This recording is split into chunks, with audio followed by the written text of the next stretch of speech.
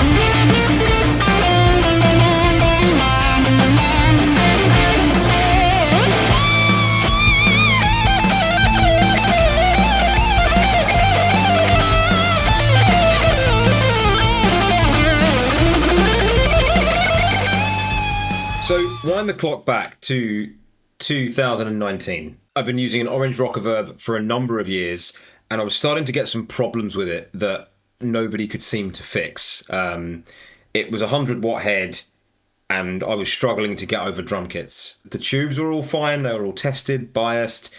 I have no idea what was wrong with it. I'm not an amp technician. But essentially, my good old Rockmonster had a good run. It had done loads of gigs, and it was probably time to look at something new. Through friends of friends, I had heard about this guy called Dan Gower, who did filthy things to Marshall amplifiers. Dan was starting to build a bit of a name for himself internationally, actually, in what he did. As luck would have it, Dan was very local to me. He lived probably 10 minutes drive away from me, which was useful.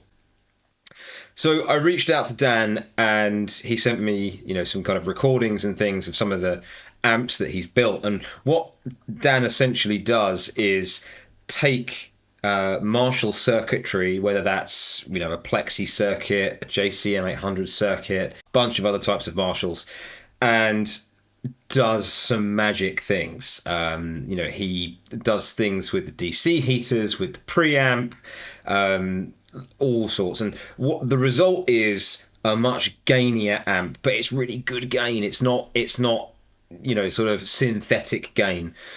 I know that he adds another preamp stage. I think, obviously what he does depends on the mod that he's doing. He's got a number of different mods. And I elected to go for the Rockmonster mod. It just sounded to my ears more like what I wanted an amp to sound like. So I found, what we call a donor amp, the amp that starts its life, starts its journey, and took that to Dan. We arranged a slot. He's a busy guy, and left it with him. He did his magic things and then called me up, and I went to pick it up. What I ended up with was the most incredible sounding amp I'd ever heard at the time. It was unbelievable. And the big thing for me, and if you've seen my video on the Mesa Barber Trinity, you'll have heard I don't like having to boost my amp. So with my Rockmonster, my 6505 before that, you needed to put something in front of it to compress that front end, to get that nice saturation, and to tighten it all up a little bit. And I wanted an amp where I didn't need to do that. This is exactly what I ended up with. I remember sitting in his front room, and he kind of plugged it in, and I was like, yes, this is it. This is the amp that I want. And I've had it for over 5 years now, and I'm immensely pleased that I did. So what does it sound like? It sounds like a really hot Marshall. Dan is kind of, from what I understand, Dan is unbelievably modest and doesn't really give you that much information on his history. But from what I understand, he was kind of a bit of a protege of Mike Fortin, and does a lot of different sort of mods based on things that he's seen in the past, and he's seen amp builders do, and kind of developed his own take on it, which sound phenomenal. Like I said, the mod that I ended up going with was the Rockmonster mod. This mod essentially takes a JCM 800 or a Plexi, or which pick your circuit, and makes it hotter, much hotter, way more gain on tap. If you ever used a JCM or a Plexi or any of the like, you'll know that in order to kind of get that gainy sound, you've got to really crank it. And whatever Dan does, you don't need to do that quite as much. So you can run these amps on, 1, 2, whatever on the master volume and still get great tone, plenty of saturation, all the gain you want. And it's fantastic. One of the things I had Dan do was build a clean channel into my amp. So obviously the JCM 800 is a 1-channel amp for a gigging guitar player that needs, sort of clean, filthy and everything in the middle. Not having a dedicated clean channel wasn't really an option. So what Dan did was built in a completely separate clean circuit. I love the sound of it. On the back of the amp, you've got like a 3-band EQ control, bass, middle and treble. That controls the EQ parameters of the clean channel. It should be said I'm running this amp into a 2-note torpedo captor. That's going into the Wall of Sound plugin with a V30 style cab, a 57 and a 121. So a lot like what you would get mic'd up with if you're playing live. So the clean channel sounds a little bit like this.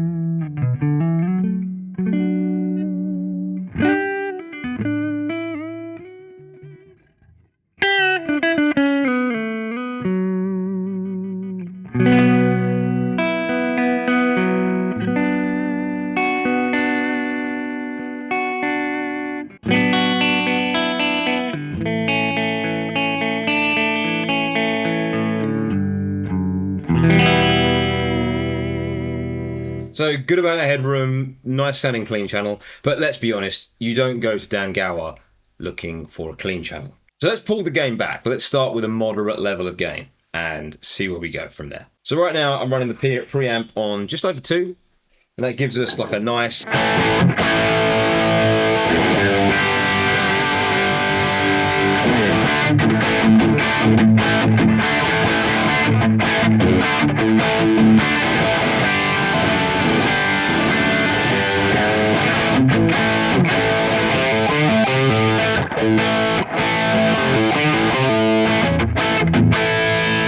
You've got that great kind of thick, juicy, mid-gain kind of tone.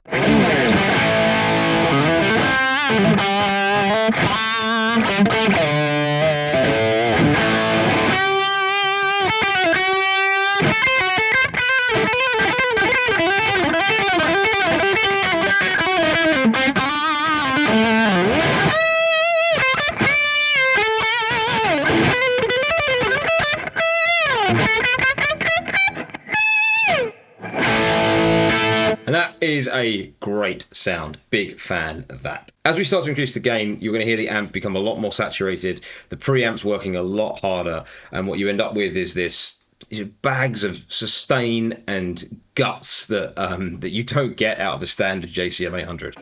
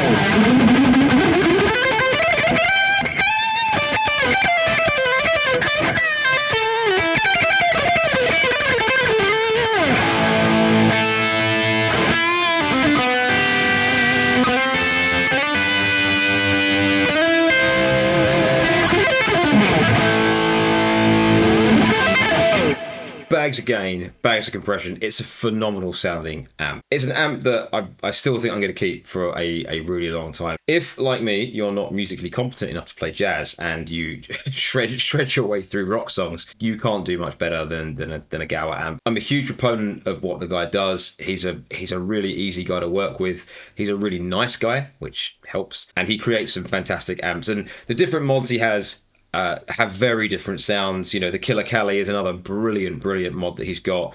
You know, similar kind of vibe, bags of gain. I think more gain, this Rockmonster mod. And just to give you an idea of how much gain we've got on tap. So let's crank the gain all the way up.